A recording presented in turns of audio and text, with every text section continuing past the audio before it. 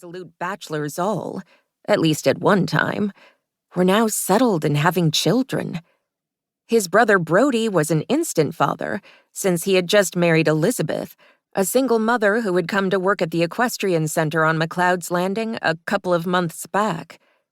But Lachlan was Lachlan, and if the changes had thrown him off, he certainly didn't show it. He was still his hard-drinking, risk-taking, womanizing self. But he'd always been that way. It was one reason she'd been so immediately drawn to him when they'd first met. He was nothing like her. He was something so separate from her, something so different than she could ever be, that sometimes being friends with him was like being friends with someone from a totally different culture. Sometimes she went with him and observed his native customs.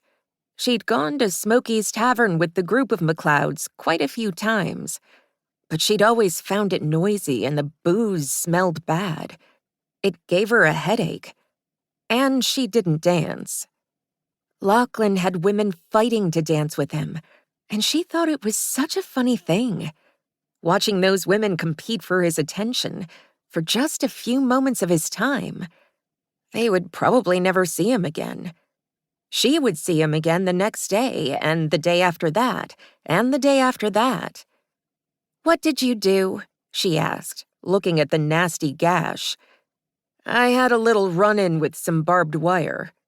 He was at the door now, filling up the space. He did that. He wasn't the kind of person you could ignore.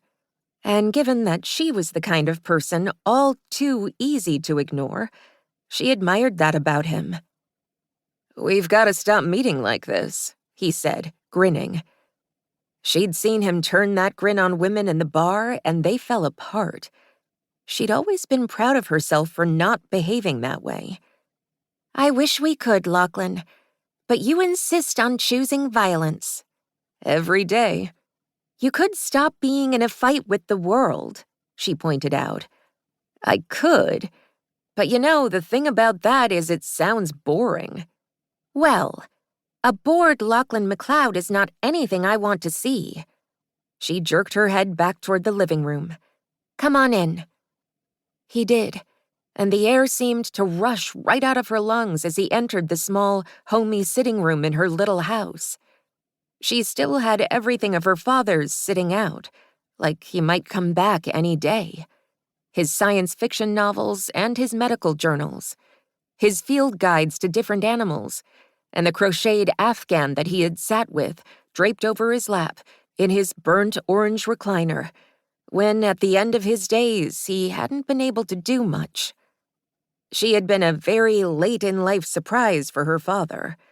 She'd been born when he was in his 50s, and he had raised her alone, because that had been the agreement, so the story went, amicable and easy, which made sense, because her father had been like that, steady and calm, a nice man, old-fashioned, but then he had been in his 80s when he'd passed.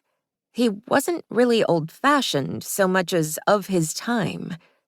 He'd homeschooled her, brought her on all his veterinary calls.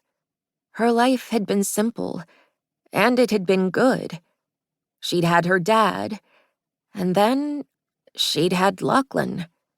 And there was no reason at all that suddenly this room should feel tiny with Lachlan standing in it, because he had been in here any number of times. Especially in the end, visiting her dad and talking to him about baseball.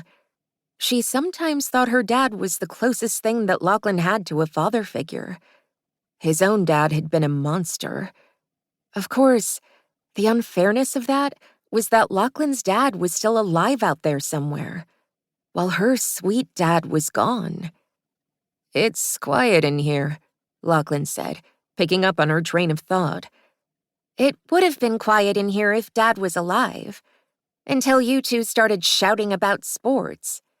She grinned just thinking about it. "You do know how to get him riled up." Then her smile fell slightly. You did know." "I could still rile him up, I bet. But I don't know that we want seance levels of trouble."